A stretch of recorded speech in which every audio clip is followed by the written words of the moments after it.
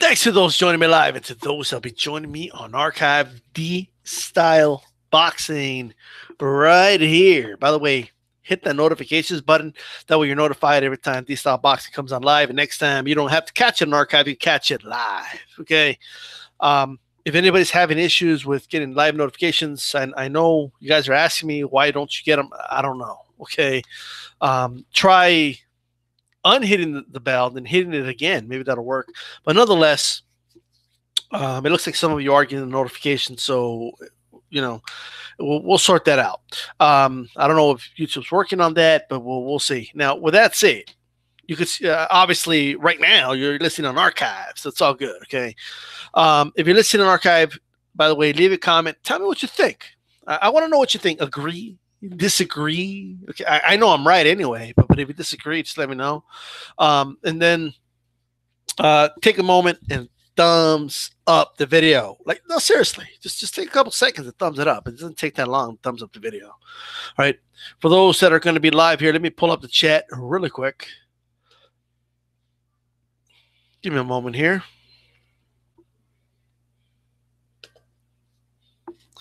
And yes, we're talking AJ Wilder drama again. Okay, we're talking this drama again.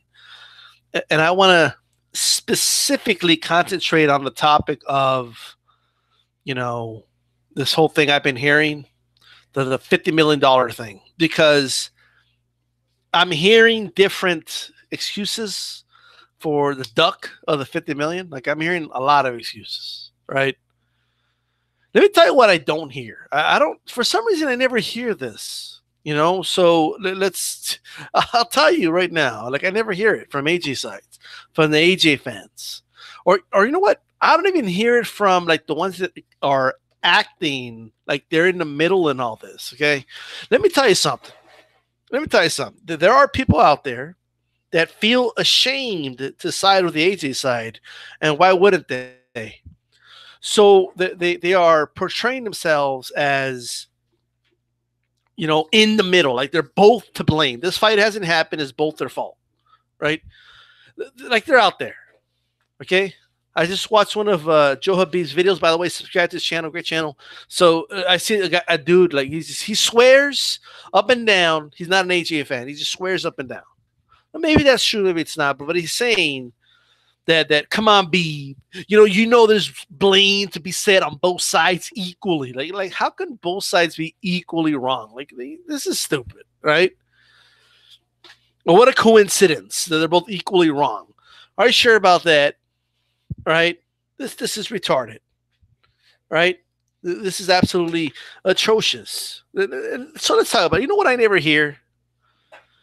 I never hear out of anybody, well, I could say anybody's mouth for the ones that do videos, but the ones that claim that the $50 million deal was not real, right?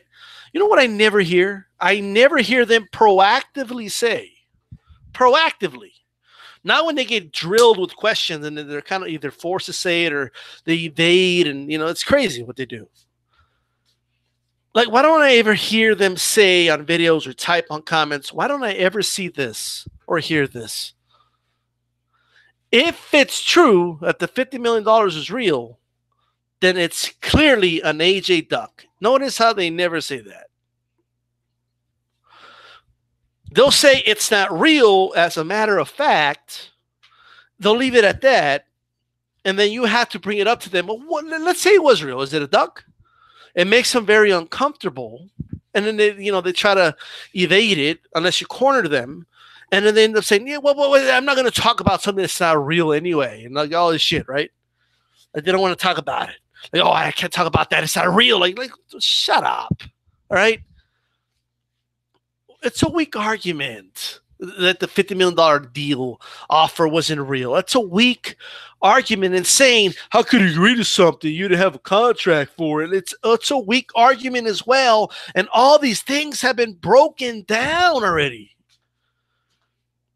Like, they've already been explained over and over. And it's like, you guys are just hard-headed.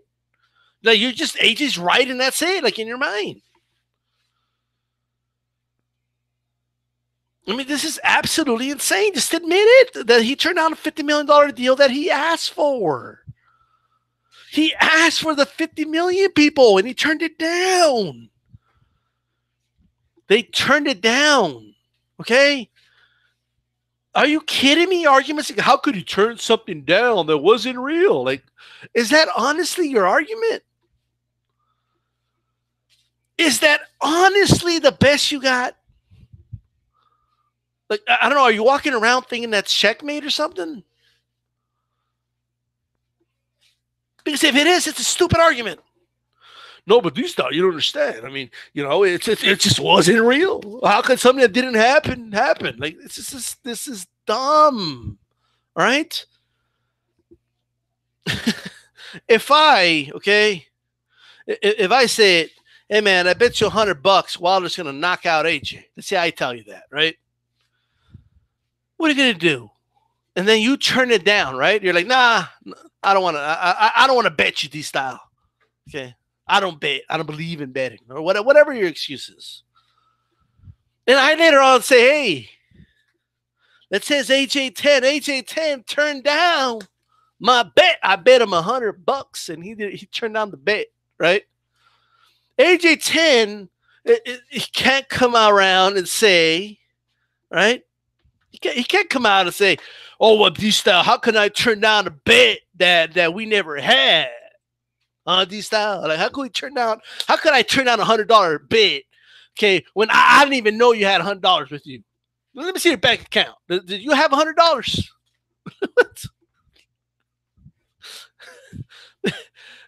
This is insane. This is crazy, right? What do you mean you get like this? It is unbelievable to me that people are making this argument, right? Number one, Eddie's already come out and claimed that he never asked for the proof of funds. That's number one, okay? Even though he did say it, he insinuated it, but you guys are like, oh, well, they had to provide proof of funds. Eddie Hearn's already contradicted himself and claims he never asked for proof of funds. So there was never a situation where it was proven they didn't have the funds. You know they have the funds. Everybody knows they got the funds. You know they did. Okay. This is crazy. Hey man, I bet you $100. I bet you $100 Wilder's gonna win.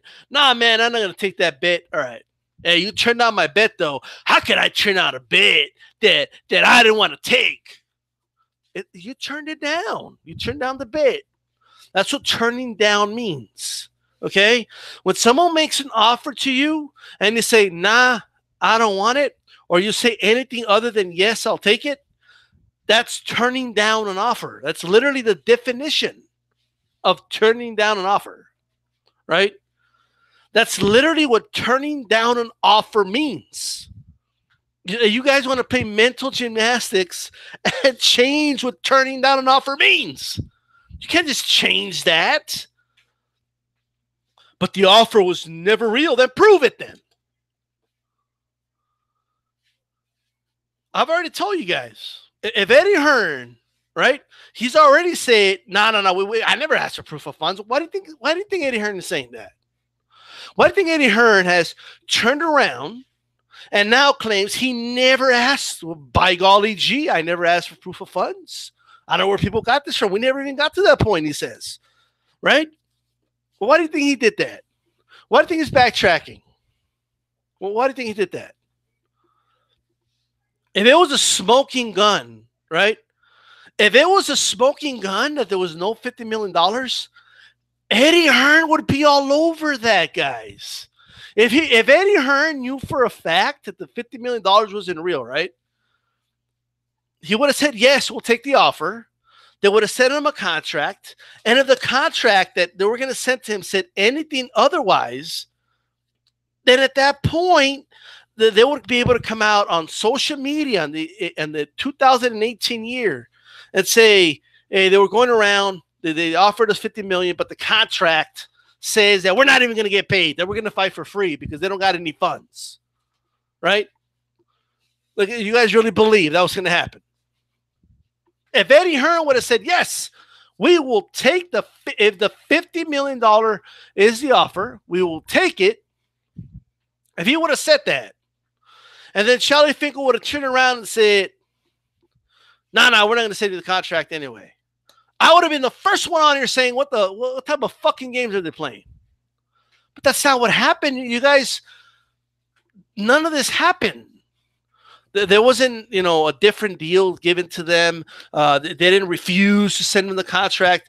Eddie Hearn did not accept the $50 million offer. He turned it down. Okay?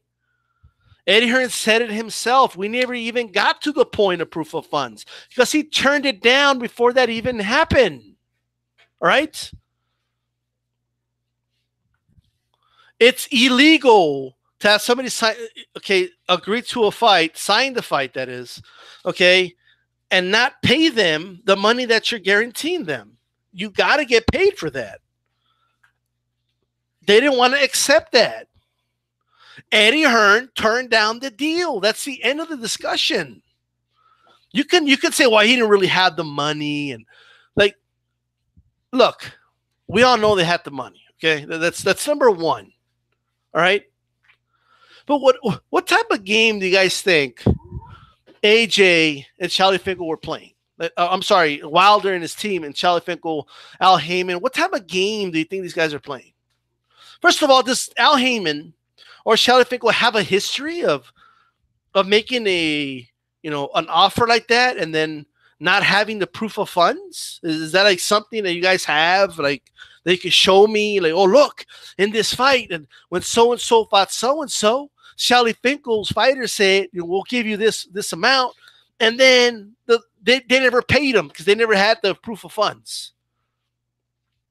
Has that ever happened? Is that something? No. Eddie Hearn said no to the deal. Eddie Hearn said no to the deal. He did not want to take the deal. Furthermore, Joshua later came out and reaffirmed that. He said, I'm not going to sell myself, referring to the $50 million to fight in the U.S. Okay, he's not going to sell his belts. He's not going to sell his soul. And he doesn't want to do this for the money. He wants to do this for his fans. Eddie Hearn also came out and admitted, all right, that there's more money for this fight in the U.S. than in the U.K. Use your fucking heads. I mean, this is unbelievable to me. No, but DStyle. I said but 25 times, so that means no. Right? I don't care if you could put an LOL next to when you say it. You can say LOL. If there was no 50 million. Like, you could put it however you want. It doesn't change the fact that there was a $50 million offer. Eddie Hearn and AJ turned down the offer. They said no. They later said, no, we want to do it in the UK. We don't want to do it for money. We don't want to sell our soul. Okay, Eddie Hearn said, I never asked for proof of funds. So you guys are making this argument all to yourselves. It's a weak argument, right? He was offered a deal. He said, nah, we're not going to take it. We want to do it in the UK. So let's go over it again. I'll go over this real slow for you guys, right? There was an offer that was made. Leave your opinion on whether you feel like, let's say you feel that it was never a real legit offer, right? Like, we all know it was legit, but let's assume that we don't know. Eddie Hearn turned it down. And then your argument starts to fall apart with the following. Eddie Hearn has claimed he never asked for proof of funds, number one. Eddie Hearn has admitted that there's more money for the fight in the United States than the UK, all right? He has no reason to admit that, okay, other than the fact that it's true, okay? And it's so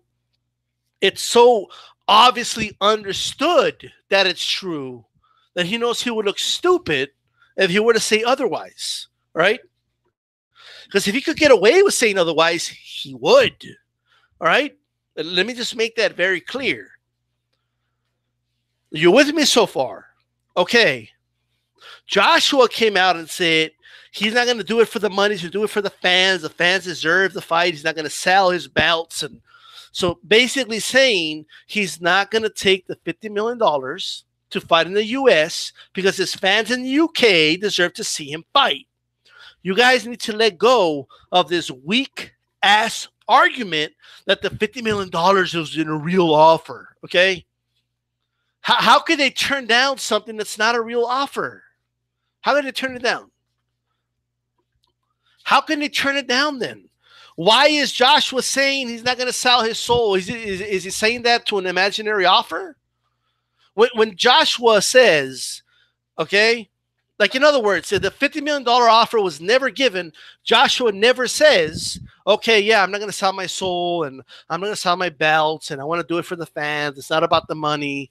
Okay, Eddie Hearn would have never said, oh, yeah, there's more money in the U.S. and the U.K., but this is because of the magnitude of this fight. It has to happen in the U.K. because Joshua only fights in the U.K. and it's a special fight, yada, yada, yada.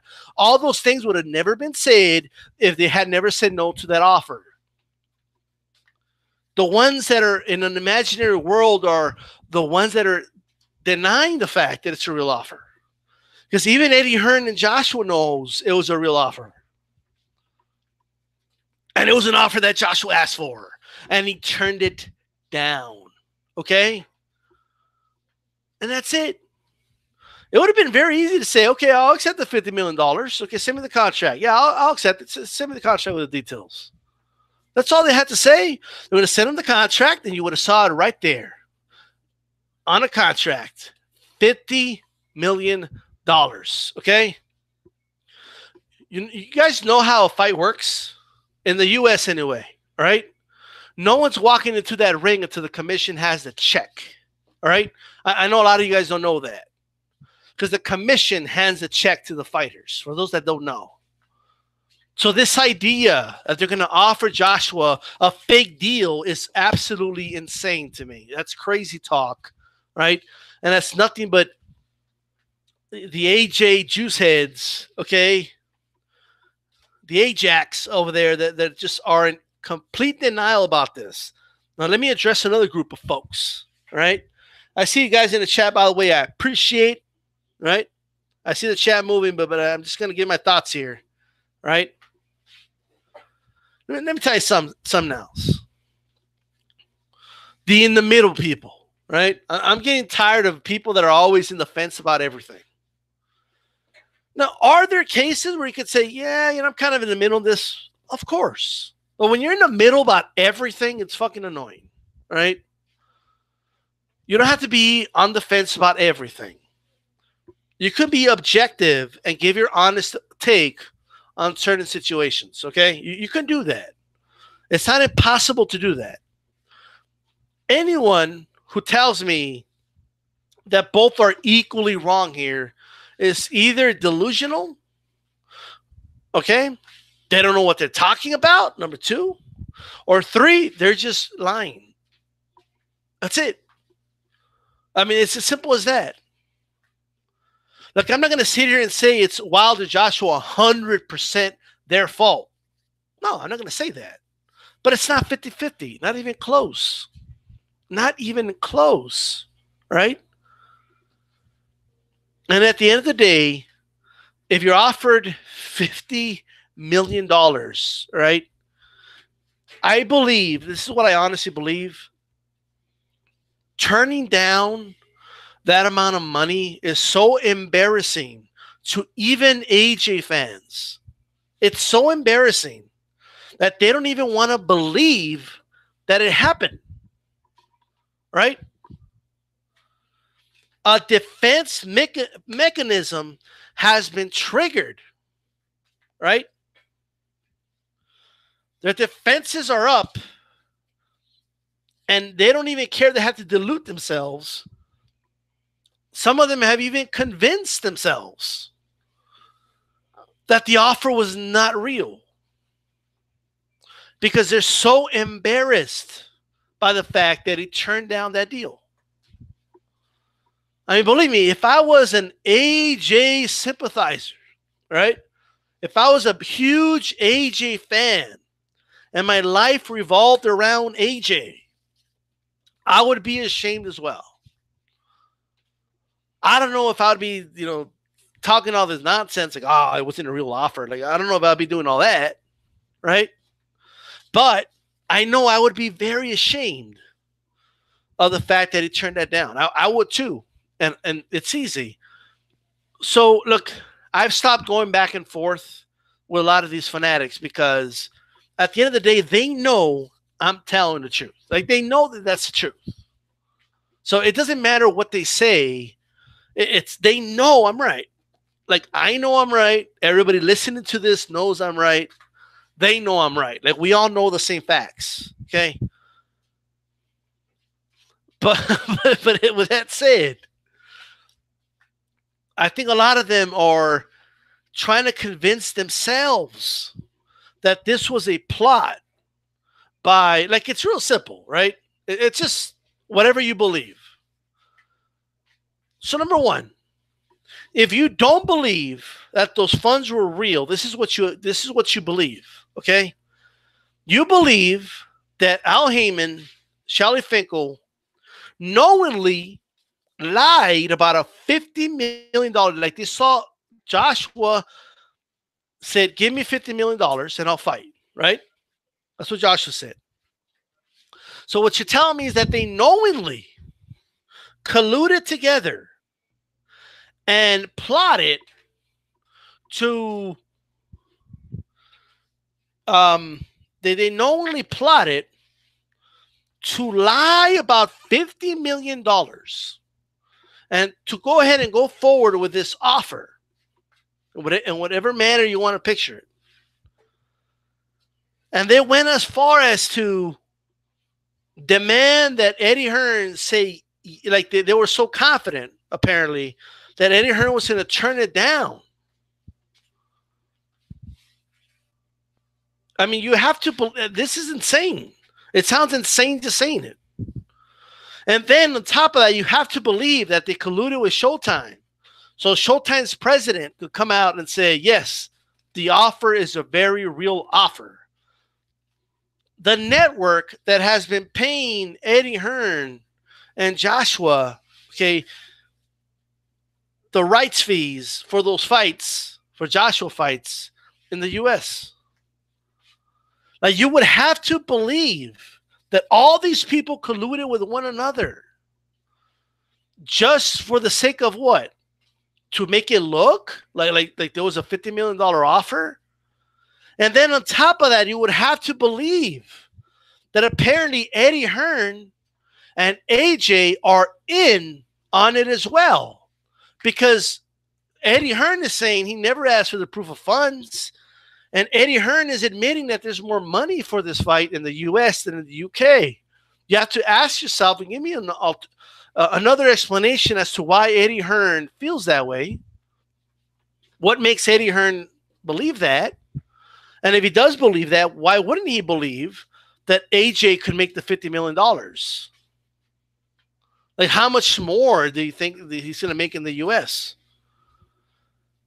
And then AJ has to be in on the whole thing because he's saying he's not going to accept the offer. He's not going to sell his belts and all that. He's going to do it in the UK. And then you would have to believe that if they went forward with this, that if you would have to believe that if Eddie Hearn and Joshua would have said yes, a simple yes, we accept. Let's start ironing out the details. Go ahead and send me the contract. Yes, I accept, right? You would have to believe that they were going to get a contract, and in the contract, it wasn't going to specify that Joshua is guaranteed $50 million. And if you don't believe that, you would have to believe, in turn, that it would have said that, but in the end, since they don't have the proof of funds, there was no funds, apparently. You would have to believe that Al Heyman is incapable of getting those $50 million for that AJ fight. I mean, there is so much you have to peel off like an onion to believe this whole conspiracy. It's absolutely insane. Or, on the flip side, there was $50 million and Joshua turned it down. And that's why he's saying he's not going to sell his soul and all this other bullshit. That's why Eddie Hearn has backed off and now is saying he never asked for proof of funds because they know there was proof of funds. They know those funds were there. Okay. Also, there's no such thing. There's no precedent in boxing, okay, that says when someone makes an offer, they have to show there's like they have a meeting to show the proof of funds. I mean, that's absolutely insane. No serious businessmen in boxing are going to make offers, right, if they can't back up that offer. It just isn't going to happen. It's not going to happen. That's not how fighters duck, guys. Now, if they would have demanded that Wilder, if they would have told, you guys do know how fighters duck? They ask for unreasonable demands. So if Wilder's team would have said, no, you got to pay Wilder $50 million. And that would have been a different story. And they would have said, you got to get the $50 million for your fighter. That would have been a different story, but that's not what happened. And you guys feel so ashamed. You feel so ashamed that you have to convince yourselves that it was not a real offer. Because that's the only defense mechanism you have. In other words, they know that there's no explaining away the $50 million offer getting turned down. They know it can't be justified. They know that the argument AJ is giving is weak. Like, they know it is, right? Like, they know it's weak as fuck. So they'd rather say, no, it wasn't real. They were not going to pay AJ that money. It wasn't real, guys. Al Heyman and Shelly Finkel, I mean, they're crooks. They weren't going to pay him anything.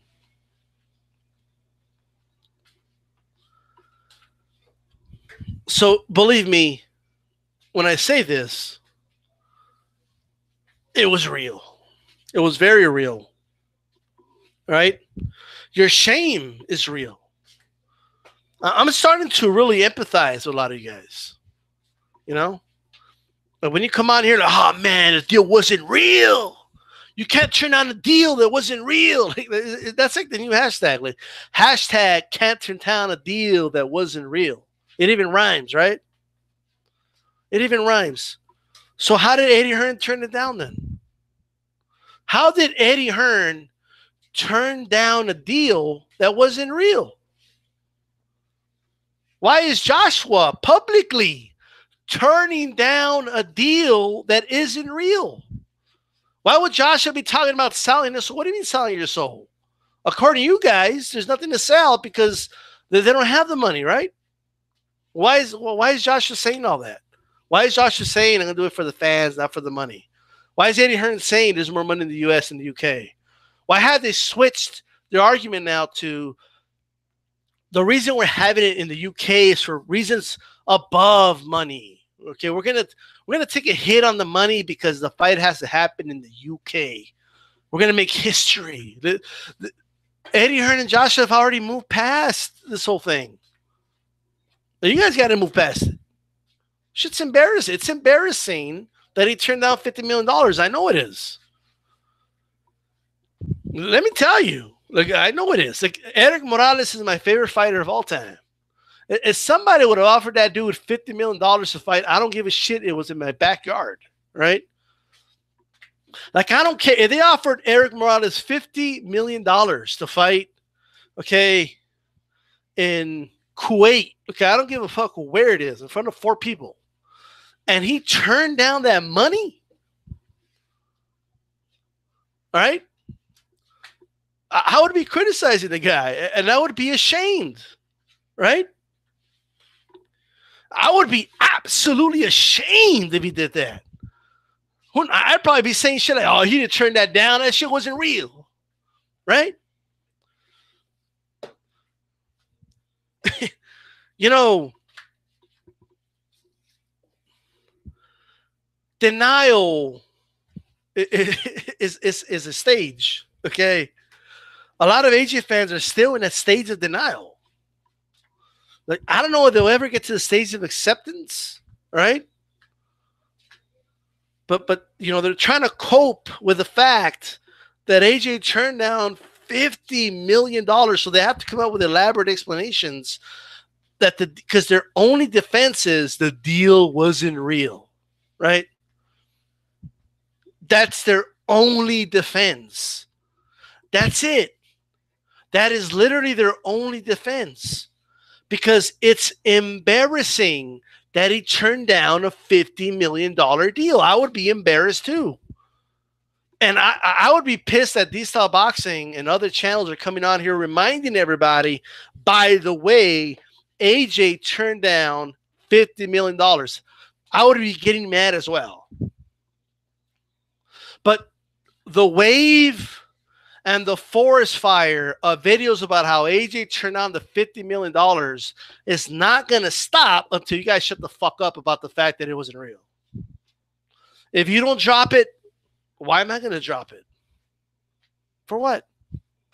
You keep spreading lies, I'm going to keep telling the truth.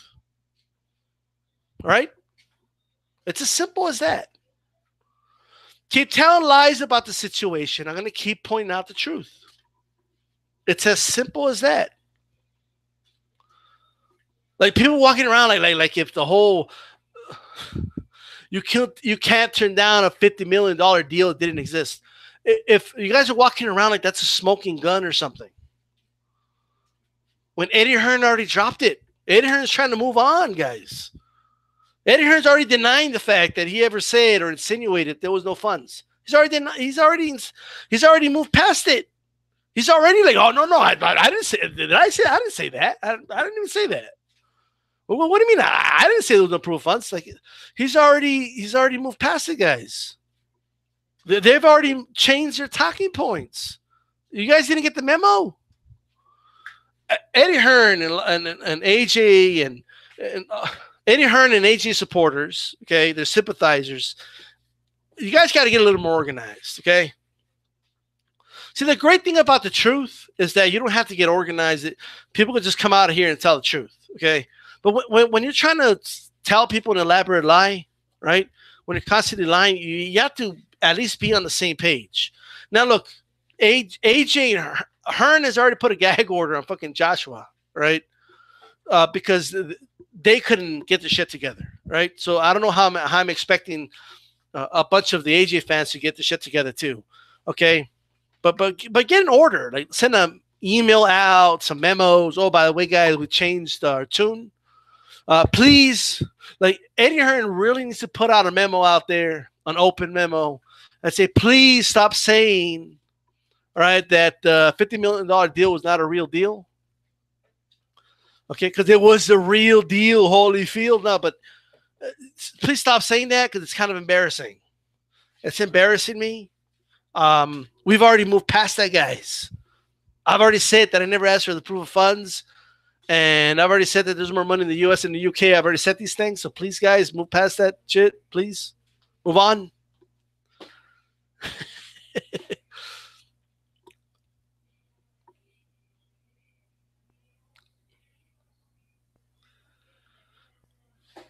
All right, a lot of great. You guys can go to the comments, read them. I am reading over them. Shout out to AJ10.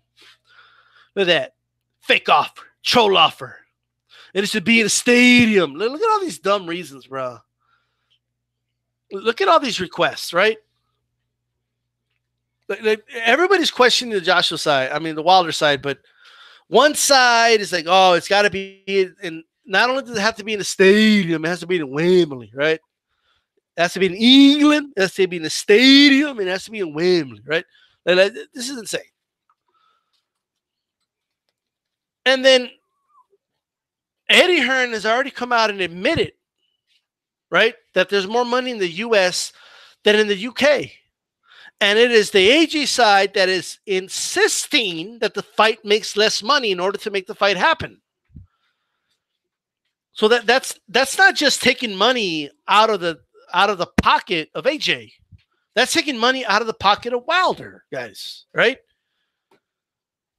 They're trying to make a fight an event to make money. It's kind of like if you and I, right? if we have a partnership, some business venture, okay, and we have to work together to make this venture happen, right? And you insist, nah, DStyle, we got to do this project in England, right? Like, let's say, tell me it has to be in England. Like, it's got to be in England, guys. Like DStyle, we got to do it in England. I'm not going to do it anywhere but England, right? And I put out the paperwork on it, okay. If we do this project in the US, we're going to make a lot more money, right? We're going to make a lot more money if we do it in the US. No, it's got to be in England, right? Like, okay, fine. They're going to make a stadium in England. That's the project, right? Okay, so okay, fine. Now you can say, oh, well, I'm willing to take a pay cut because I want to do this in England, right? Yeah, but I'm part of the project too, and I'm taking a pay cut as well, right? So because you're insisting in it being in England, my cut is now smaller, right? Even if it's the same percentage cut, it's a smaller cut. So I'm going to make far less money now because you want to do it in England. Like, you insist that it has to be in England. And if people are shocked that the Wilder side is asking for more money. Now, look, the 50-50 thing, that is another discussion. Well, we can have that discussion, right? Now, anybody who believes that Wilder should come out and start demanding 30% is out of their mind. Of course, he's going to start high, guys, right? But Wilder does have to be appropriately compensated, okay? Because the people insisting that the fight happens in England are causing the fight in total to make less money. So, yes, you got to compensate the guy who's going to end up making less money because you insist that it has to be in England. That is your insistence. Right? It's as simple as that. You want an example? Okay, Horn. When Horn basically he laid it out for Top Rank. He laid it out.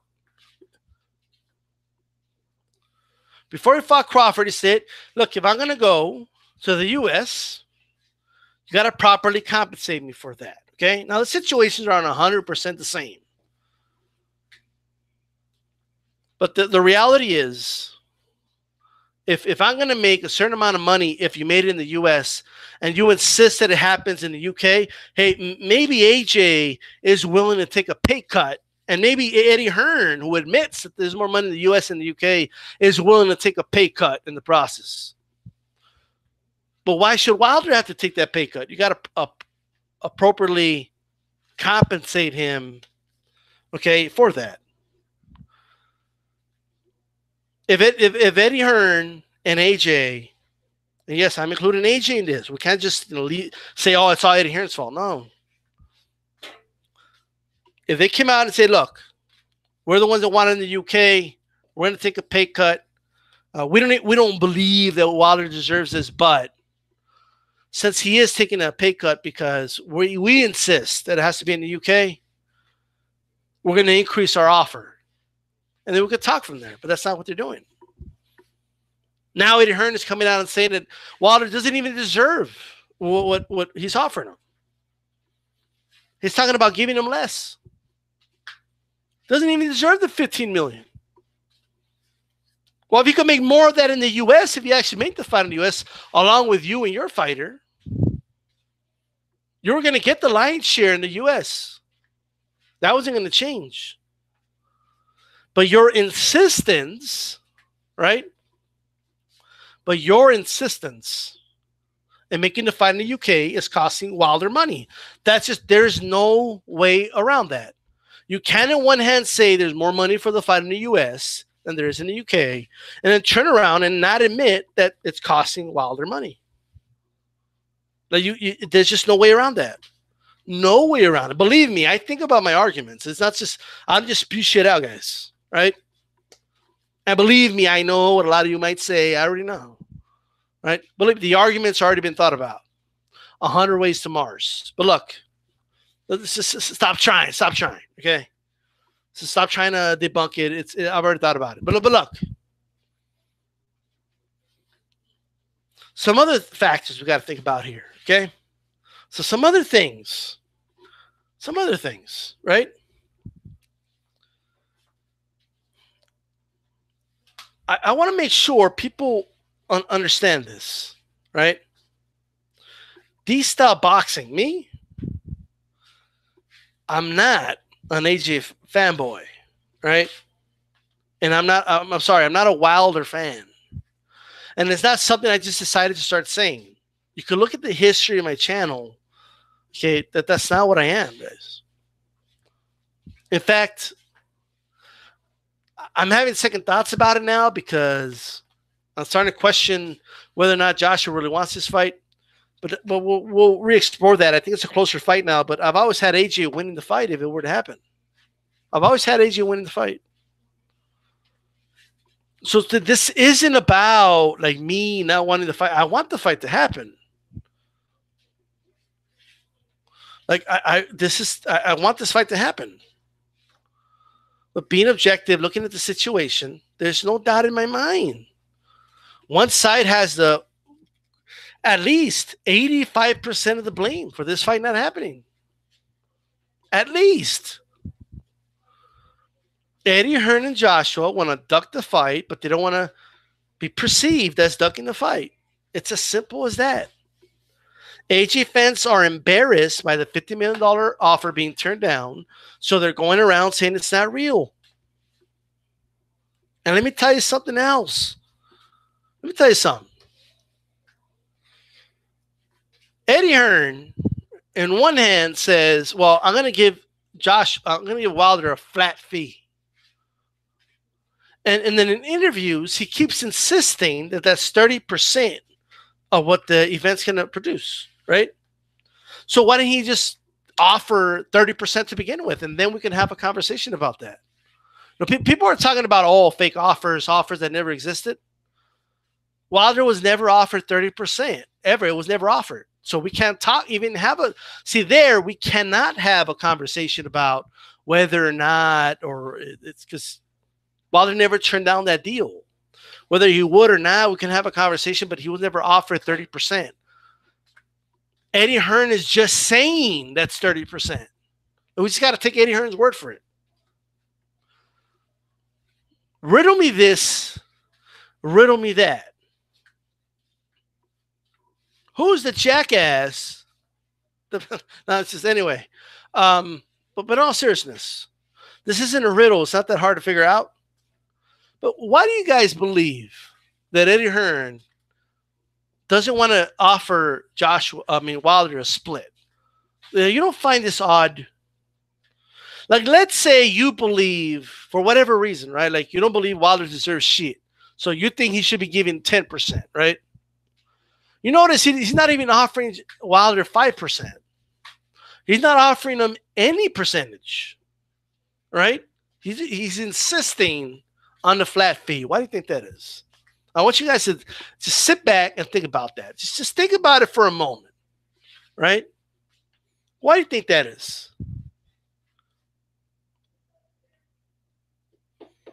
Well, why do you guys like? Just think about it for a moment. Picture the Jeopardy song in the background. Like, think about it. So I'm going to tell you the story, and then I want you to think to yourself, like, damn.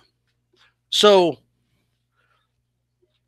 now granted, Ricardo Mayorga was given a flat fee by Don King for his fight against Oscar De La Hoya. Right? He was given a flat fee.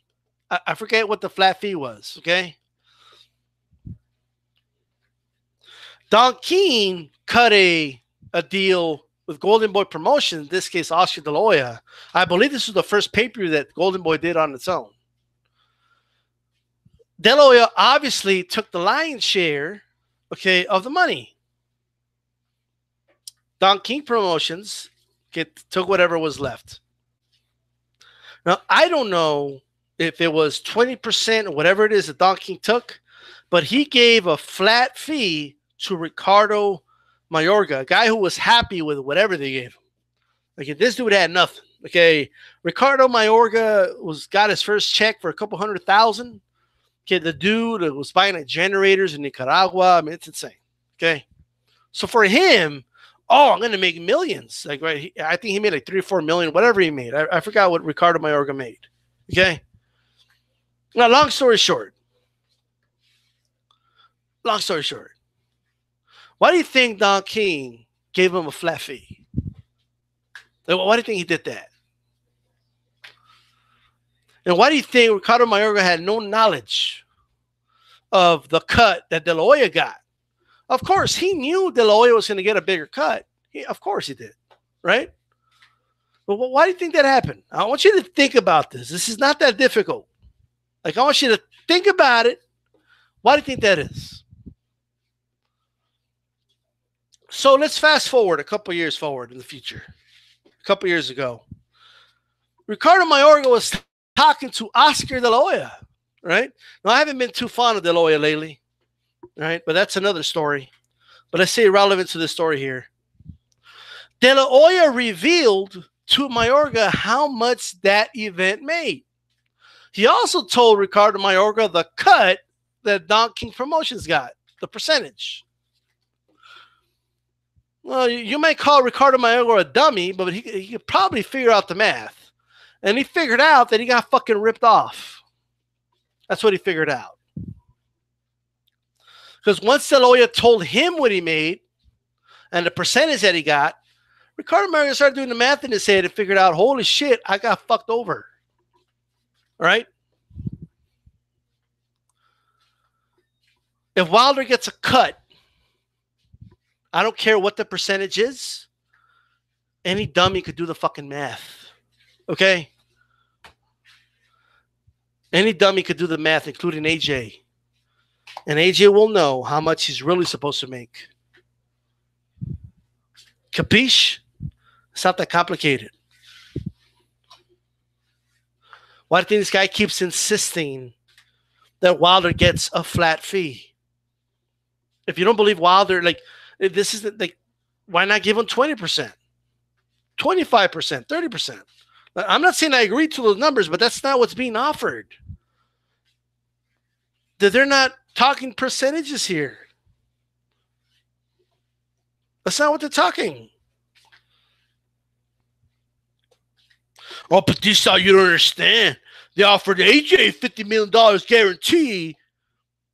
Yeah, but no, but it didn't exist. It didn't exist. I'm gonna cover my ears. La la la la la la la. It doesn't exist. It doesn't exist. It didn't exist. I'm not gonna listen to any argument. La la la la la. It doesn't, like, you guys can do that all day, right?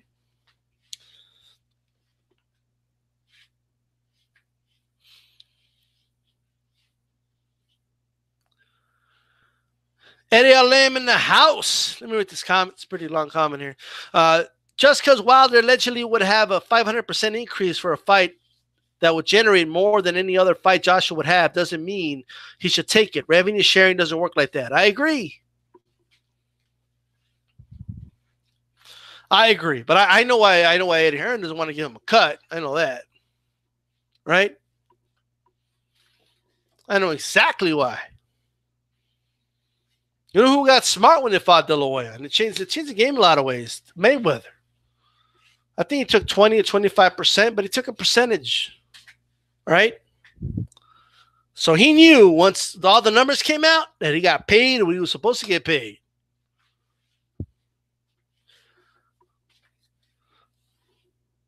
All right? This is insane to me that Eddie Hearn can't make percentage offers. Like, this is insane. This is crazy.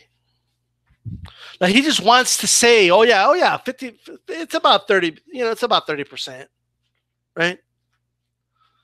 So what does he want to do? He wants to control all the funds, right? He'll give AJ's check. AJ will be happy with it. If AJ's like, hey, didn't you say the 15 million was like 30% or something like that? Shouldn't I? No, no, no. I said it could have been. Okay. Listen to the language. It could be 30%. He didn't say it was, right?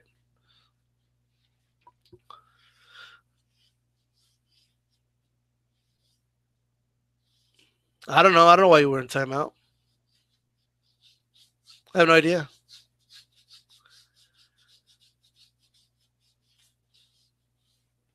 I don't know what happened, to be honest. I didn't even read the comment. I don't know, Ricky. I have no idea. But D-Style, you don't understand. Where was the proof of funds? First of all, nobody's ever asked Eddie Hearn for proof of funds, right? It's funny how it works one way on one side. Like, this is insane. I've already gone over the proof of funds thing. It's a stupid argument.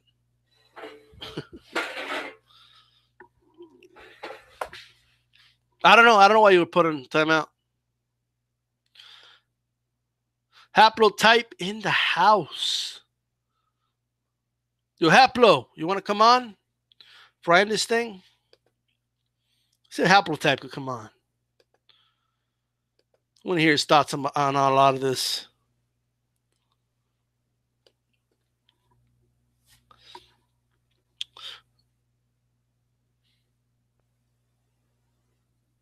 All right. All right, let's see here. 810 UK fans would pay for the flights to Vegas and the pay-per-view at home. Yeah, I already talked about that. I was telling people there's more money in the US for this fight before Eddie Hearn finally admitted it. You know, but people were fighting me tooth and nail. Nah, no, it wouldn't. Like, you know, and now Eddie Hearn just made him look stupid. I don't know why people keep defending Eddie Hearn. He's going to come out and make it look stupid at some point, right?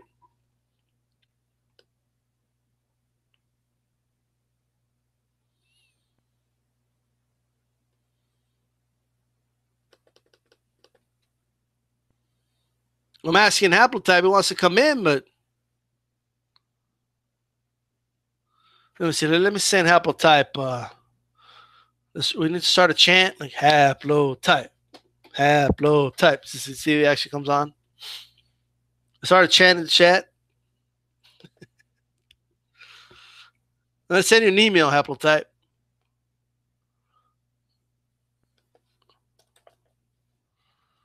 Go ahead and go to your email now. I just send it right now. So it's a perfect time to go in.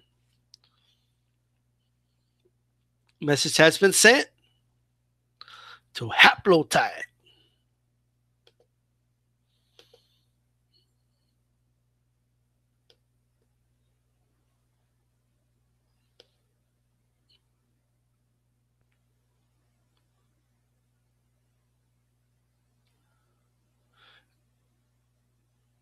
And yes, there are serious notions about this. Boxing fans, same argument for GGG. And of course, he didn't take a flat fee. That would have been dumb.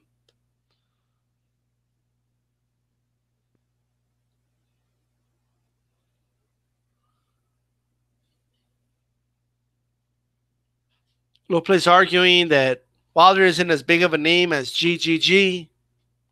The numbers are pretty much almost the same on TV, to be honest, and which is more important than stadiums and all that. But Canelo is a much, I think he's a bigger name than Joshua. He's made a lot more money in his fights. So, I mean, you know, we could put him any ways, but there you go.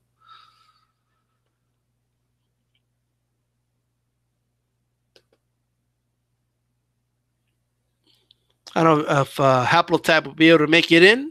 Let's give it a shot. If anybody else wants to join in, let me know. Now's the time to say.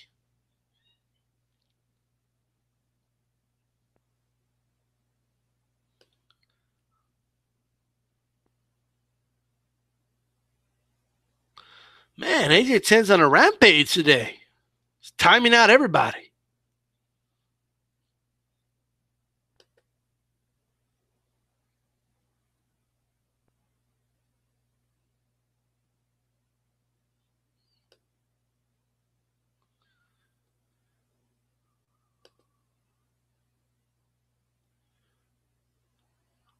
I don't know. I'm still waiting on Haplotype.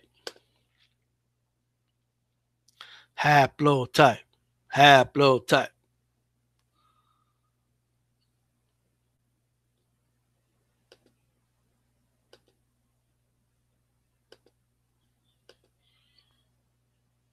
Hello, place. I'm sorry, 1810.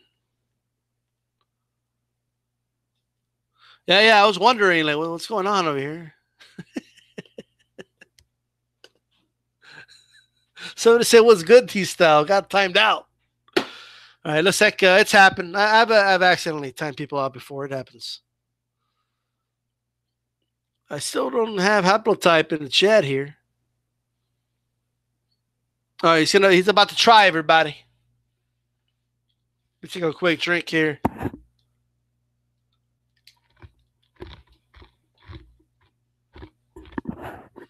I've actually timed people out when I use my smartphone and I'm scrolling up and down. It happens. It's all good. All right, let's see here. Haplotype. Haplotype. Haplotype. Right.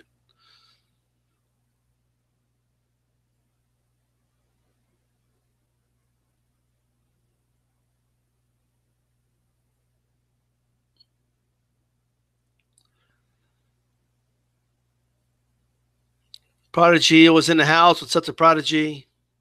Eddie Hearn wants AJ to do easier fights so they have guaranteed money. I think that's an easy. That's fair. Yeah, I agree.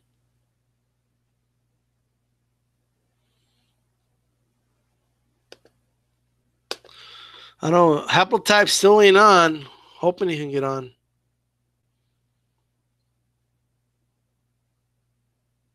It's only 8 p.m. over there, and it's about to be 9 p.m. over there in the West Coast, where Haplotype's from.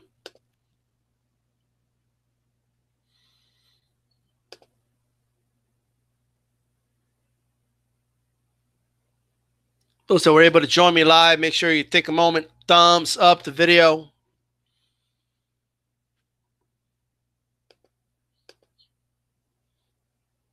No, but D-Style, you don't understand, D-Style. The offer wasn't real.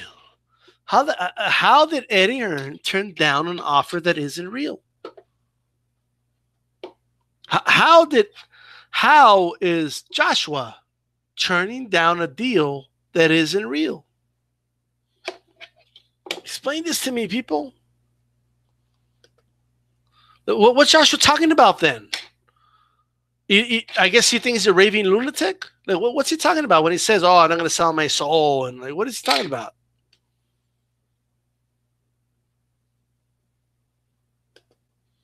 The deal wasn't real.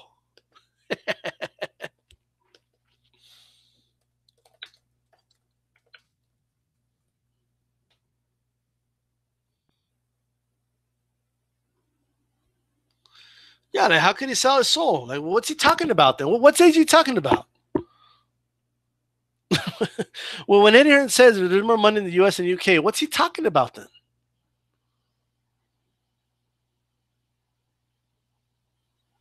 The deal wasn't real. That's the argument, right?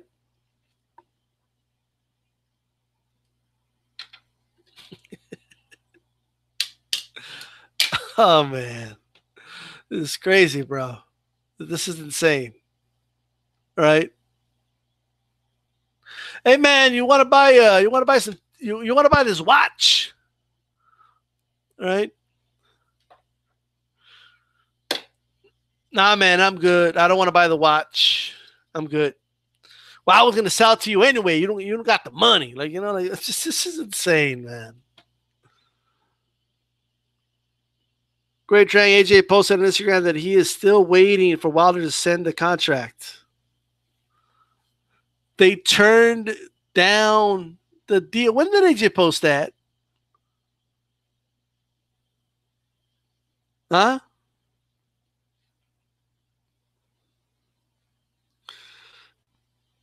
Boxing fan says, you notice how AJ went silent after he asked for 50 mil. Hearn probably told him to STFU. Yeah. Put a gag order on him. Dana White tried to do a deal with AJ and Eddie Hearn. Eddie Hearn got all mad that AJ talked to Dana White all on his own. Right? Shit's insane. Just yesterday, he said he's waiting for the contract, right? What contract? He doesn't want to fight in the U.S. What's he talking about? They just did a deal with Wembley, like for the next 2 fights. Like, what? He didn't post that yesterday. Did he do that for real?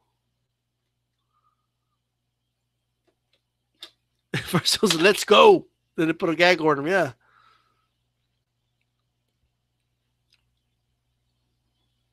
No, they didn't. I have a hard time believing he posted that yesterday. Okay. Did AJ really post that he's waiting for the contract yesterday? Like, for real? He didn't do that. You know what? I'm gonna go to Instagram right now. What's his Instagram? What's AJ's Instagram?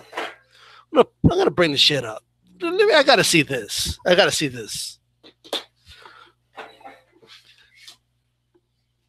Like, they already got a Wembley booked, and like they're saying no, we're not gonna fight in the US, and all of a sudden, we're still waiting for the contract.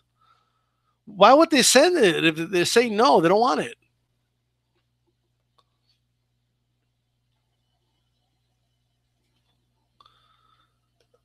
I think we got Haplotype in the house. Can you hear me, Haplotype?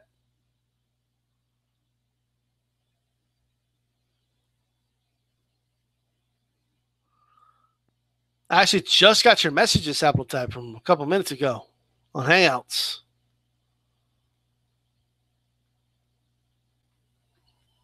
I know you're on, so I'm not sure it's going to work here or not. But if he comes on, he comes on. If not, it is what it is. But let me bring this shit up. I gotta AJ10. No. Anthony _ Joshua. Well, that's simple enough, huh?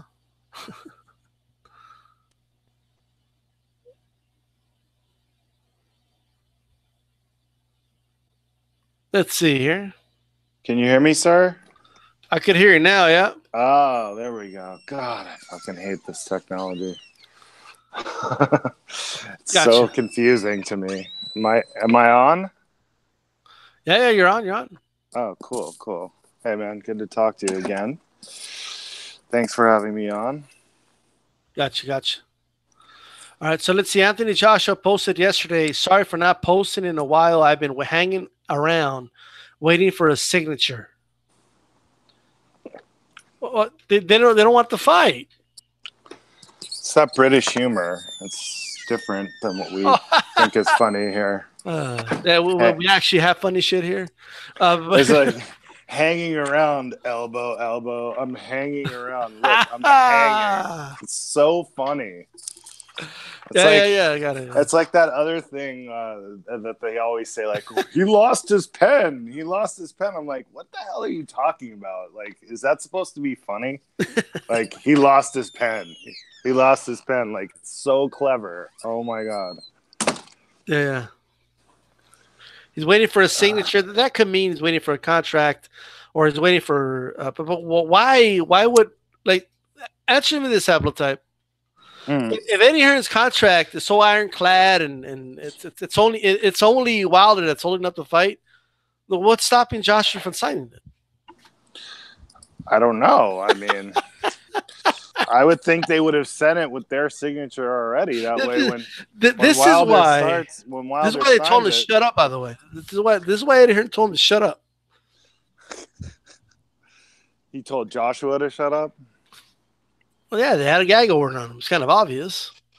Oh, yeah. But you don't come out and say I'm waiting for the signature when, according to Eddie Hearn, like, everything's already done. It's all ironclad. It's all ready to go. Right? We're just waiting. Like, the only holdup is a signature from Wilder's team. That's it. Well, the holdup to me is like the shitty offer they put out. No. But what I agree with that. But what I'm saying is, according to Eddie Hearn, they're just waiting on Wilder to sign, but AJ has just admitted in front of the world that he hasn't signed anything yet. Oh, There's is no this breaking rule. news today or something? Whenever there's a fight, right? Two people have to sign. Absolutely. There's no like if one side has agreed to everything, you can sign it.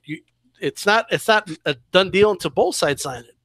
Right. Nothing stopping AJ from signing that contract. Nothing, unless it's not a real offer. Last I heard a couple days ago, I think, was that they were going to sign it and then come to the United States and like make Wilder look stupid because they signed it and he did. Is that not happening anymore? Well, apparently not, because he just went on Instagram. It wasn't even on Facebook. This is on Instagram. I don't know, I'm not big on Instagram, but he comes out on Instagram and he's hanging around, right? And then he's saying that he's waiting for the signature. Yeah, I saw that. I saw that post where he's upside down. Yeah. I think it's ironic that he's upside down in the picture because I think a lot of people's perception of it is upside down. You know? Yeah. Yeah, they live in a topsy-turvy world, you know? Like up is down and down is up. Exactly. World. Exactly. Yeah. It was a telling position to be in, you know? And why is he hanging? You know, hanging isn't a well-received notion among Americans. You know, like now, I'm hanging. In fairness, he is saying he did say he's waiting for a signature. He's not waiting to sign it. So I got to be fair to AJ. Apparently, he's waiting for Wilder's signature. So I'll correct myself there. Well, he didn't even say Wilder. He just said a signature. So I know a lot of people were like, is he talking about Povetkin or Wilder or what? We don't know. Okay. But let me just say this. All right. And this is something that I think is really, really important. Okay. And that's the whole theme of this thing. Why, like, when people say there's no proof of funds, you think that's just they're so ashamed that they're stuck on old talking points. They can't stop regurgitating the same old BS that they heard because they didn't apparently hear when Eddie Hearn came out and said that the funds were real. He admitted already that the funds are real. So I don't know why these parrots, can't keep up with that. Yeah. Well, I know he said that he never questioned the funds. No, he did. He definitely questioned the funds. Come on. Well, of course. Well, he's a liar. He came out and said, this guy from Alabama is claiming to have this money. He called it a troll offer. Right. Dude, that was a real offer, and it was a great and very generous offer. Can you imagine if the fight happened, right? Yep. And it only made $80-90 million, let's say, or even less. Let's say 75. He would walk away with 50 plus half of whatever was left over. Yeah. Right? So 50 plus 12.5, and Wilder would only get 12.5. Yep. And he'd have to pay his managers and his trainers and everything out of that. So he'd probably end up with like $6 or $7 million. Well, here's my thing. What I'm trying to say is, well, first of all, did AJ because I haven't heard that. Has Eddie Hearn really said that the funds are real? Oh yeah. He admitted it like a few weeks ago already. He's I don't mean like because I know he's indirectly admitted it, but has he literally said that the funds are real? I thought I've heard an interview where he said, no, we're not questioning the funds. We know it's real. But that's when they switched it up to we have to have the fight in the UK for the UK fans. Like they really give a shit about the people. That's clearly what I would say. At least it insinuated at the very least. But if it did say that's damning. But I will say this: I think it's pretty clear anyway, regardless that they're. I'm almost 100% sure that he said, like, after a while, he had to admit that the funds were there. Yeah. Yeah, because I mean, why question it in the first place unless you're trying to? But I guess like I get that. I guess what I'm trying to ask is, do these AJ supporters, I guess we'll put it lightly, not all of them, of course, but the ones that are still in July 12th of 2018, still arguing that the funds were never real to begin with. Do you believe that they believe that, or are they trying to convince themselves because they're so ashamed of the fact that their little their favorite fighter turned down that outrageous deal? I think that they're behind the news. They just don't.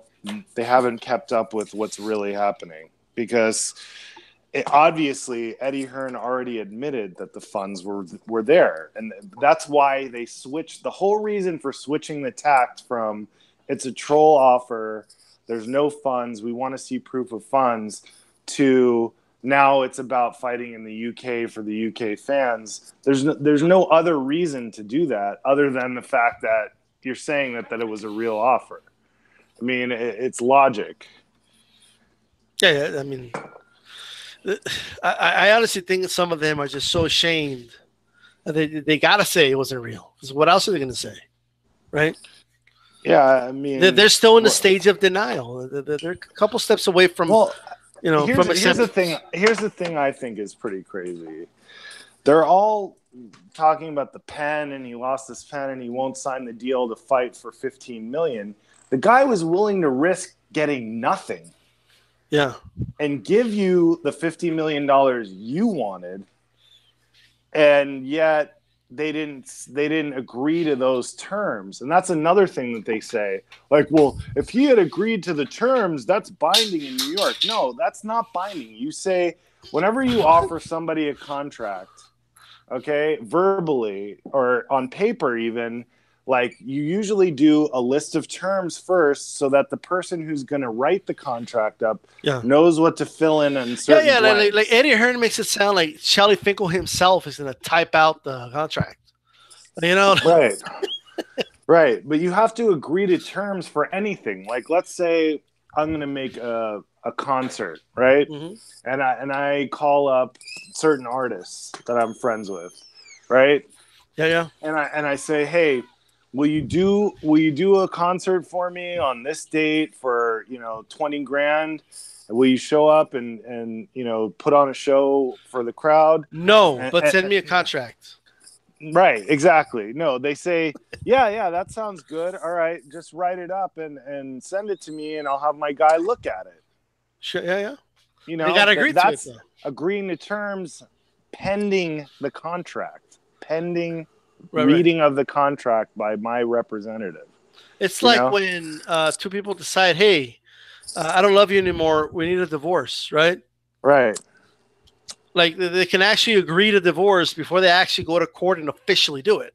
Okay. Oh, it takes forever to get divorced. Trust me, I know. I got that, but at the end of the day, right? It's you can agree to getting divorced before you actually sign anything.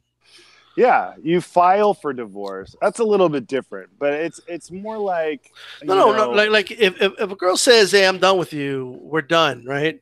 I want a divorce, and you say, "Yeah, I think we should go our separate ways." You've already agreed that you're going to divorce. Yeah, right. Yeah, like it's this, basically agreeing to. It's not official yet. You haven't filed it yet. That's understood. Okay. Yeah, but you don't even need the other person to agree in that case because all you have to do is file for divorce, and you're legally separated from that point forward. Yeah, but it's just a longer process. They don't agree. Yeah, it's a little bit different with that. But let's say a television contract, or let's just all entertainment law. Really, sports and entertainment law is all really kind of the same thing. If I'm offering, I used to have a record company, right? And we would offer deals to various artists, right? And so what you do is you put up a term sheet so that the artist who isn't a lawyer, right? The artist who isn't a lawyer can read the terms. It's a 4-year deal. It's for this much money. It's 3 albums. It's this. It's that. And then they say, okay, that sounds good. And then you have your lawyer write up the contract, because if they don't agree to those terms first, there's no point in spending the money on the legal fees to write up the full contract, which could be 50 pages, and it could cost 10 grand to have a lawyer do that. So not to mention the time that was lost doing it. Yeah. I mean, the time that was lost doing it, etc. But, they agree to the terms. Cool. Then you put the terms in the contract. And when the contract is written up, they can sneak little phrases in there. You have to have a lawyer look at that contract, review each line of it, and make sure the wording is so crucial. It's an art form. People screw each other all the time with contracts. Yep. And so yeah. So, I mean, all they were asking really was okay, are you willing to do it for these terms? And they laid out some basic terms, right? They said $50 million plus 50% of back end, any money on the back end, the fights in America. And there were maybe one or two other little things. All they had to do is say, oh, that sounds good. Great. Write up the contract. We agree to the terms, the basic terms you've laid out, pending seeing a contract.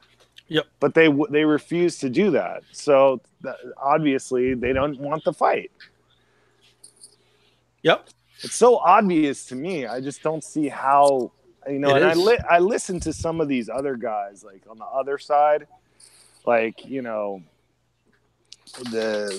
British guys that are really on the opposite side of this. They think we're crazy, for thinking this way. And I just listen to them. And I'm it's so weird. It's like I'm in the Twilight Zone. Look, you mentioned television, right? Yeah. So, I worked in the television industry for a majority of my life. Not anymore, but I did for a good portion. Okay. Yeah, I found that actually very interesting. You were talking about that the other day, the cable stuff. Yeah. So, I used to do sales. Okay. Mm-hmm. I ended up being a sales manager and everything, but here's what I learned about sales. This is what I know. Okay. Whenever somebody, let's say you want to get DirecTV, right? Now, it wasn't DirecTV I worked for, but it works the same with everybody, right? Gotcha. If you want to get DirecTV, of course, you're going to get an ad or whatever it is, okay? And there's a lot of little text right there in the bottom, and a lot of things that people just don't go out of their way to look at. They just look at the big, shiny stuff, the colory stuff, right? But that's just to make you call in, okay? That's all that's for. Now, when you actually get in on the phone with a sales rep, you're going to talk with that sales rep about what you want, okay? Because not everybody wants the exact same thing, right? There's some people that want more than one television hooked up. Some people want DVR. Some people don't want DVR. Some people want this channel. Some people want this channel. Whatever the case is, but you're going to talk to that representative over the phone, right? There's going to be no contract sent to you yet. That you're going to talk to them first about the terms, or as far as what you want. Once you decide, okay, you know what? I like that package that you told me. Yes, I want to go ahead and add that sports pack because I want to watch the Premier League or whatever it is, right? Okay, go ahead and include the locals with that. And are you sure that it's going to be this amount? Or yes, whatever. And then once you come to an agreement, okay, and they're going to tell, okay, you're going to get this price for a year. After that, you're going to have this increase. Okay, fine. And you say, yes, I agree to that, right? And then they're going to run a credit check for you, right? They're going to run a credit check. They don't need a contract to do that, okay? But they need your permission to do it. But once they run that credit check, right, and they set everything up, they're going to set up an appointment for you, all these things. Once you talked about all that, somewhere in the disclosures, they give you disclosures, but over the phone, but somewhere around there, they're going to tell you, whether it's go to directv.com or on your very first bill, whatever it is, review the terms and conditions, read over your contracts. They're going to tell you to do that, right? Right. And then that's, okay, when the tech shows up, he's going to hand you a contract. It's up to you whether you want to read it or not. But you have to sign it in order for him to complete that job and go home. You have to sign it. You could back out of it at any point. If he could finish the entire installation, if you read over it and say, you know what, I don't like this condition right here, so go ahead and get all your shit and get out of here. He's got to Right. get all the shit off and he's got to leave. Right. Yeah. So now once you sign it and he leaves, then you're already under a contract, okay, with DirecTV. Right. So it works the same here. So obviously Eddie Hearn has to agree to the basic things in order for them to send him any type of contract. Let me tell you what's never going to happen with DirecTV. You're not going to call them, okay? And they're not going to be like, okay, sir, let me send you the contract with a tech, and then you're going to go over it. And once you go over it, call us so we can talk about what package you want, and then we'll set up the service. That's not the way it works. Right. Yeah. I mean, I know exactly what you mean. And even deeper, like, I mean, I've worked for, I live in LA, Yeah. and I work, you know, sometimes I work in the entertainment industry, and I've worked for big giant corporations. Like, you know, I'm not going to say exactly which one, but on the, you know, the Disney, Universal, that type of level, when you're working for them, Right. you have to sign a contract and you have to have your lawyer look at it and everything. And there's always one or two phrases in there. Like, for instance, a lot of times they'll put in a phrase like, we can fire you whenever we want for any reason whatsoever. It doesn't, and we don't have to tell you what it is. And that one is the one that, like, I always object to. I'm like, we need to change this, and we needed to say that you can fire me anytime you want with cause, and I need to know what it is. Right. You know? So, you know, those are the things that are in the contract that wouldn't be in the term sheet. You know what I mean? Because the term sheet would say, like, okay, you're going to get paid this much. The employment is from this date to this date. You have to show up for work every day. You have to do this, that, and the other thing, and to the best of your ability. And you're like, yeah, that's great. Okay, send me the contract. But then in the contract, there's these little sneaky things where they can fire you for any reason at any time, for any reason at all, you know? And at any so time, any moment. Yeah. Yeah. And you just you have to fight for that. You have to be like, look, you guys need me. I'm an essential worker here, and, like, I'm not going to do this job unless you change this, because you can't just fire me for any reason and not tell me what that reason is. Right. You know. Of course. So I'm sure that, you know, the contract, that, knowing how Eddie Hearn operates, you know, basically from afar, that a contract that he sent me, I'd be going over that with a fine-tooth comb, dude. I'd be looking at every line, what the wording is. Well, in fairness, that's what they do for all fights. Right? Mm-hmm. I mean, it's what's done. That is the process. But at the end of the day, though, the process. It's like, how do you make an offer and not send a contract? That's how it's done. You make the offer. Yeah. And if the other side doesn't agree, you don't bother writing up a contract. It's been done like that forever in boxing. This is not. It's not like a new thing. Like if it was the other way around, if contracts were always sent first, right, and then they were doing this, and yes, I would say, why are they doing that? Oh, that'd be such a waste, man. I agree with that, but I'm just saying, you know. Yeah, and aside from the contract, even, like, the idea of a flat fee for a fight of this magnitude, the thing that always bothered me with Mayweather and Pacquiao and those negotiations was, like, you know, they offer, each side would offer the other side a lowball offer, and, like, it was not in good faith, blah, blah, blah. And then they would complain that they didn't accept it and say stuff like, oh, it's more money than he's ever made, blah, blah, blah. But the thing is, though, like, this Wilder and Joshua fight is the same in a certain way. And that way is this: they can't make that money fighting anybody else. It doesn't matter how much money Wilder has made in his last few fights, or how much money AJ has made in his last few fights.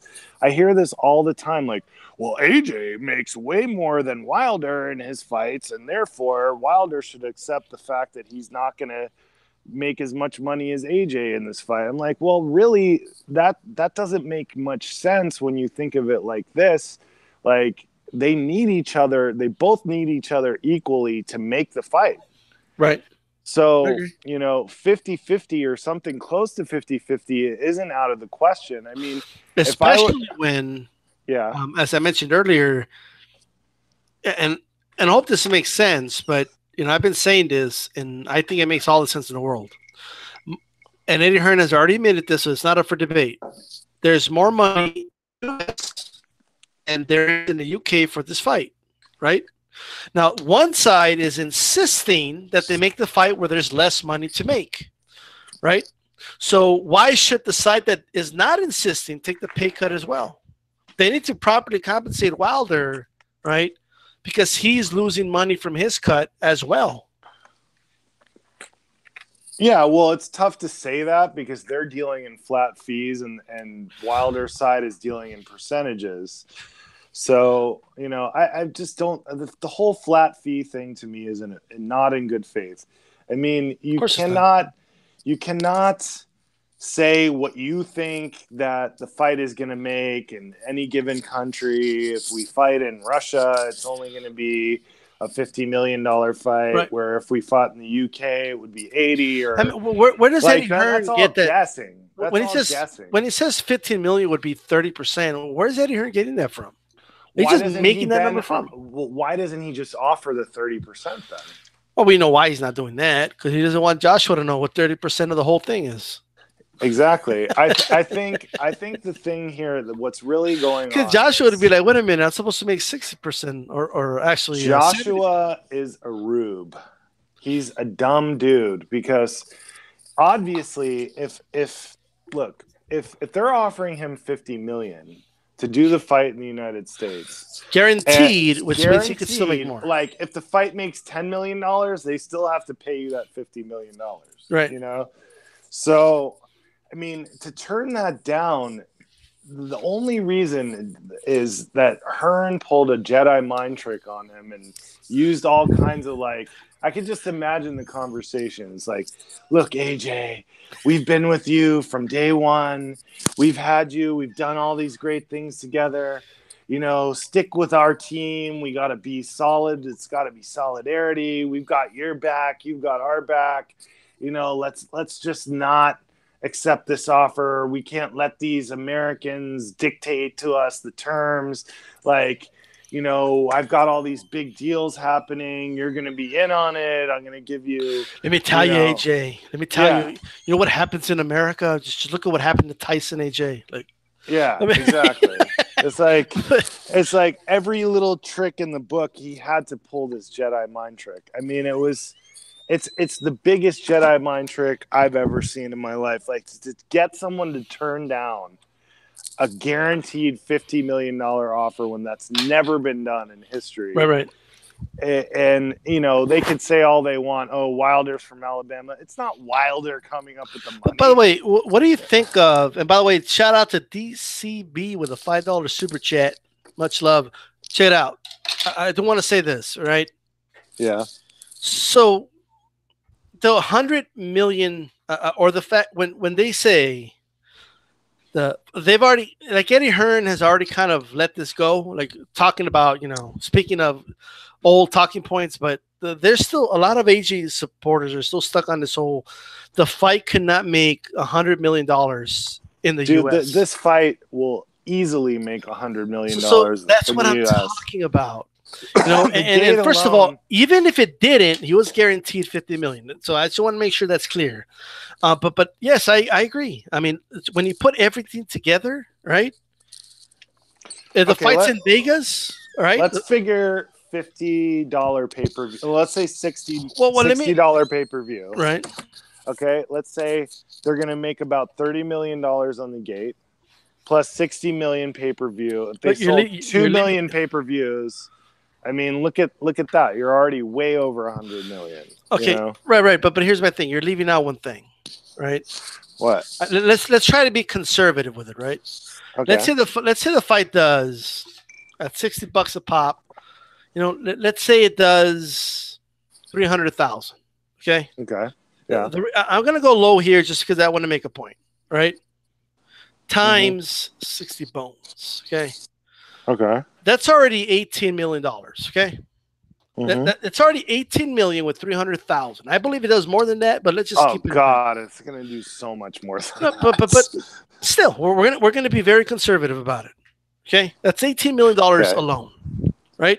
Yeah. One thing you left out: fights in Vegas.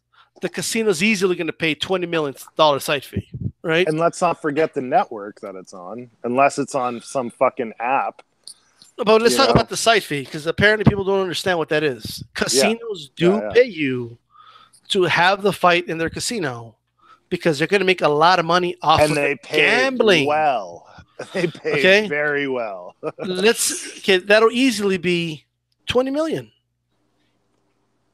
Easily. Absolutely. Yeah. We're already at 38 million. Let's be conservative. Okay? Conservative with the live gate. Okay? Okay. Let's say it does 10 million. Okay. We are already at $48 million. This is me being very conservative about a lot of this. It's you being ridiculously conservative. Okay? That's already where are they going to get the 50 million?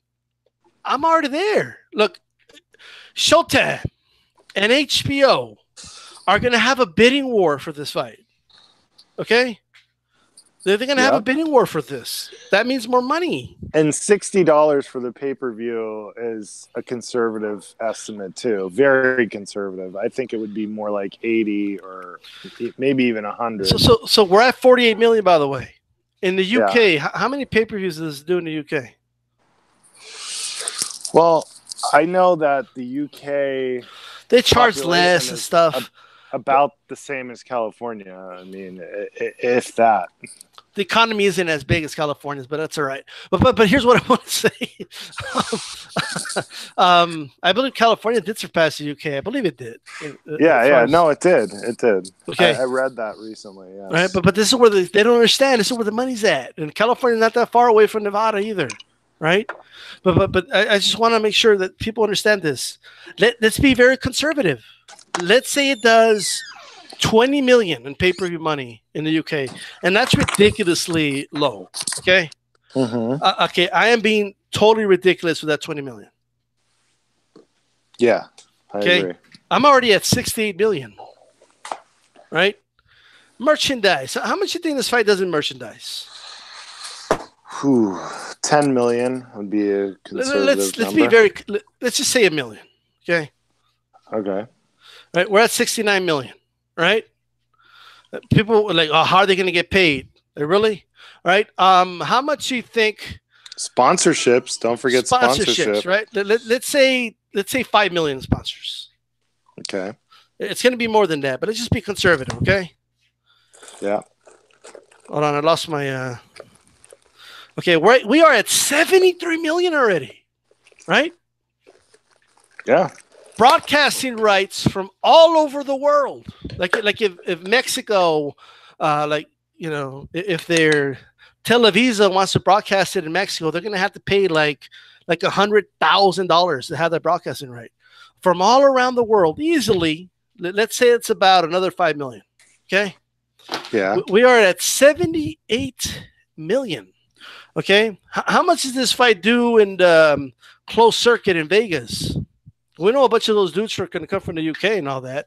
We know Vegas is going to be lit, and they have closed circuit. Okay, let's say there's 2 million in closed circuit, which is kind of realistic, actually. I used to go with my dad to watch closed circuit in Vegas all the time. We're already at $80 million, right? And I'm being ridiculously conservative here, right? And people wonder, well, how's AJ going to get his 50 mil? I'm already. It's just such a dumb argument in the first place. But what such else? A parrot argument. There's something you mentioned though that I think I'm forgetting. Food and beverage, food and all that. Yeah, I mean, we'll give them that. Beer that they sell at the fight and the hot dogs and all that.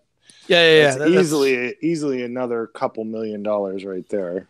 Yeah, but we won't even count it just to be super conservative, right? We already talked merchandise. We already talked, I didn't even add whatever Showtime would pay as a broadcasting right for this fight. Okay. I It's haven't going to even be had in the that. millions right there. It is. Yeah, they're going to throw in some money there to put this fight on pay-per-view, right? Yeah. Easily. If I'm super conservative, let's say it's 5 million. It's super conservative, but 85 million, guys. I'm already at 85 million. That's if it's a colossal failure from the numbers I'm giving you. Okay? And I'm already at 85 and the million. funny thing about it is, like, even if it doesn't do that, even if it does, let's just say it was a huge disaster and it only does $40 million, he's still getting that 50 million, you know? And Wilder's getting nothing. So they're complaining that he's not accepting a $15 million offer when the guy's risking a possibility, a very remote possibility, but a possibility nonetheless, that he could get absolutely nothing for the fight. No, not to mention what Sky TV is going to have to pay in broadcasting rights, and not to mention the sponsorships going to be off the chain in the UK and the US. And yes, you're right. The gate I put was very low. It's a very low gate. The front row tickets alone are going to make the amount of money I told you guys. Okay. Yeah. The first 4 rows are going to make 10 million. I honestly think the revenue, let's just say the fight was happening in October of this year. I would guesstimate that the revenue for the fight, if it was in the United States, would be something around $150 million. 150 million. And let me tell you something. I know the NGM would pay a lot of money, or the they don't really do it in the NGM anymore. But what's it called again? The Thomas and Mack Center, the T-Mobile Center. Oh, the T-Mobile Center, yeah, whatever they call it. But they're going to have a bidding war. It's going to happen. A casino's going to want exclusive rights to this fight. Okay, it's going to happen. I agree. Okay. Well, it has to happen because one of the casinos is going to get it. A casino's going to pay at least $20 million for the site fee, and guess what? You still get to sell the tickets and make money off of that as well because they don't care about that. Okay, they just want gamblers there. That's what they want. And anybody who says, "Well, why would Vegas do that?" Because people are going to bet big money for this fight. They don't realize how much money Vegas makes on an event like that. And do they want exclusive gambling rights to it in Vegas? Yes, of course they do. Okay, because if they have like the rights to it, other casinos either cannot put gambling, or they're going to have to pay a cut to let's say NGM wins it, right? They have to pay a cut to them in order to have the right to post bets on that event. Right, so that's why they have that. So to me, it's common sense, obviously, but just I think people are overlooking the casino sanctioning fee, okay, or not the sanction fee, the site fee. I'm sorry, they're just overlooking that by far. Yeah. I mean, it's just an asinine argument. I mean, you have to have lived in the UK your entire life and not understand the amount of money that gets taken in by these casinos on any given day with no fight going on, right? You know, and the amount that it increases when there is a fight going on or an event. To really understand the amount of money that can be made off an event like this. And I think they're underestimating how much people want to see this fight and how many fans that Wilder really has in the United States, because over there it's really small and it's very concentrated.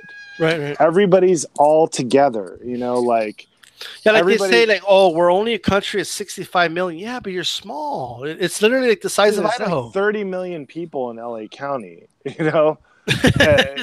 Like living in LA County, it's really but let's say that there's a hard fight to wrap your mind around that if you're from a country like England, and that's a bigger country, honestly. Like I've been to countries in Europe where there are, 5-6 million people in the country, like Croatia. But my point is, shout out to Croatia, by the way. But here's my point. Okay. Yeah, that was cool that they kicked England's ass. Yeah, I was happy about that just because of this whole AJ thing. I kept telling people I don't want England to win. Like, why? Well, what do you have against England? AJ and Hearn. Okay, that's what I have against them. But here's my thing, right? Right. Right now,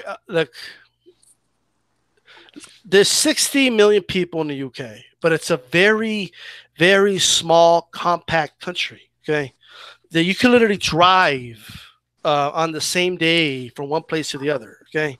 Yeah, from one end in the U.S., if I want to, if there's a fight in Virginia, I live in El Paso, Texas. Okay, I'm gonna have to drive a day and a half. I'm gonna have to get a plane ticket to go see that. Okay, so when there's a fight in the U.S., not every American has direct access to the fight. The geography is insane here. Okay, if there's a fight in Los Angeles, that's like, for me, that's like a 15, 16-hour drive. And that's for me. Like I'm in the west of Texas. Imagine just from El Paso to the other side of Texas is so far. It's like people don't understand how far. Like if two YouTubers from the UK, okay, do a collab, like they can literally like, hey, this weekend, mate, let's meet up and do a collab, right? And then they can do it. Like it's like right there. Like I can't just be like, yo, haplotype. Hey, Saturday, let's do a collab. Like let's like it's I'll be there like in 15 hours. So I'm gonna buy a flight. Okay, like it's not the way it works. Right? 15 hours. I mean, it's the geography isn't like the U.S. is as big as all of Europe. Like it's crazy. Like a more accurate representation would be if a fight's in Norway and you're in the UK. How many people from the UK go all the way to Norway to see that fight? Okay, like that's a lot closer than if it was LA and New York. Yeah, but exactly. A fight's in New York. Like even if you love the fight, like how likely is it that you're gonna go see it? Yeah, one time I flew out to see a fight in Atlantic City. That's once in my entire life. Blood boxing in the house. It takes 30 minutes to get from one side to the other. Like, is that true? Is he serious?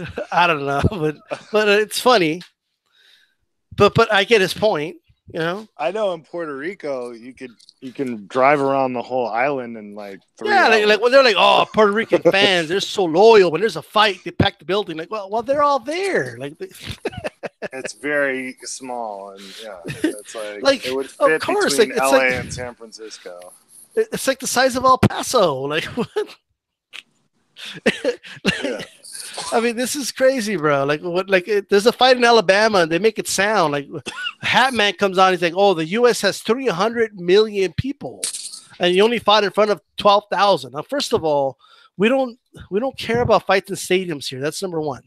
Number two, not all 300,000 people had direct access to the fight. So, if Wilder fights in Alabama and you live in Seattle, right? Unless you could just spend like a plane ticket and just leave work for a couple days. Okay, it's not just easy to do. Okay, so it's not like a 30-minute drive. Okay, I mean, plus they drive on the wrong side of the road over there.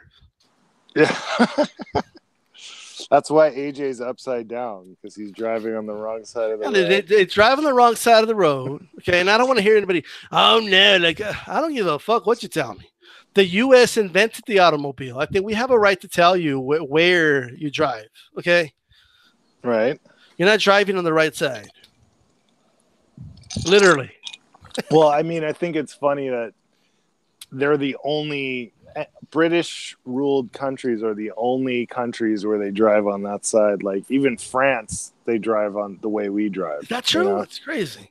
Yeah, France drives the way we do. Italy, Germany, all those countries drive the normal way, except for, I think it's like England, maybe Australia, South Africa. Yeah. What's the matter with them? But anyway, in all seriousness, it just gets to me when they're like, "Oh yeah, we're only a country of 60 million." You know, and we packed the house. Like, you guys are already packed. Like, what are you talking about? Half of the people in the stadium, they literally just walk there from their house. Right. Like, they didn't even have to go find parking. They just literally just walk there. Yeah. Well, let's just say, what do they? How many people do they say they have in the country? 60 60. million. Okay, and in England, right? Boxing is probably the number 2 sport because Oh, definitely. they have soccer. I mean, rugby's They kind of big, have but I would say it's they have there. Yeah, it's up there. rugby. They have rugby. They have soccer, and they have cricket.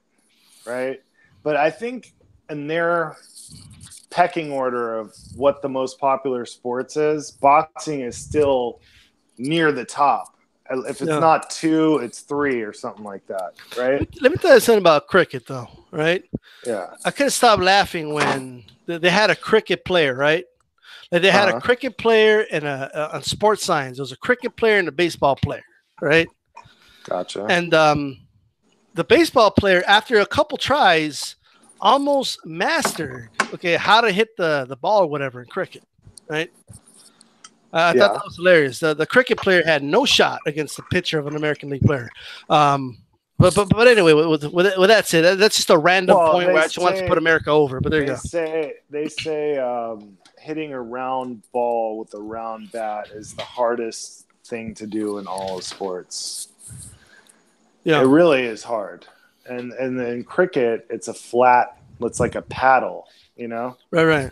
So, which I don't even understand that game. I don't know. Yeah, they run back and forth. I don't get it either.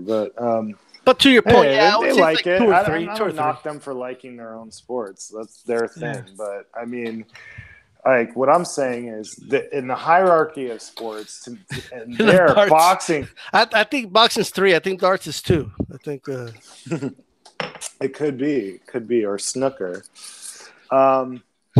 But anyway, so like of those 60 million people, let's just say conservatively, 50% follow sports. Yep. 50% know something about sports.